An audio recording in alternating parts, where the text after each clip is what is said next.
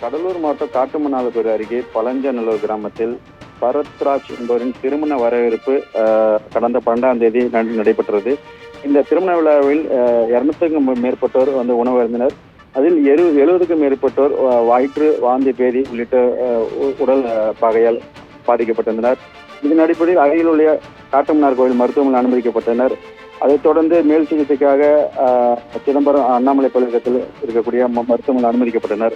இதைத் தொடர்ந்து நேற்றைய தினம் அவர்கள் தங்களுக்கு சரியான சிகிச்சை அளிக்கவில்லை என குற்றம் சாட்டி சாலை மறியலில் ஈடுபட்டனர். தொடர்ந்து இந்த சாலை மறியலானது சிதம்பரம் அரசு மருத்துவக் கல்லூரி மருத்துவமனை முன்பாக குளுக்கோஸ் நீரில் உடன் சாலை மறியலில் ஈடுபட்டார்கள்.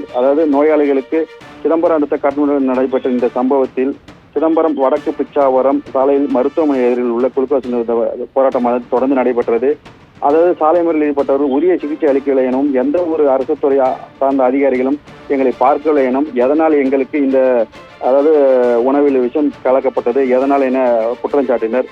மேலும் பகலில் அரசியல்வாதி வருவதால் மருத்துவர்கள் தீவிரமாக சிகிச்சை அளித்து வருவதாகவும் இரவு நேரங்களில் என்னவென்று கூட கண்டுகொள்ளவில்லை, உணவில் என்ன விஷம் கலந்தது என உடனே தெரிவிக்க வேண்டும் என கோரிக்கை வைத்தார்.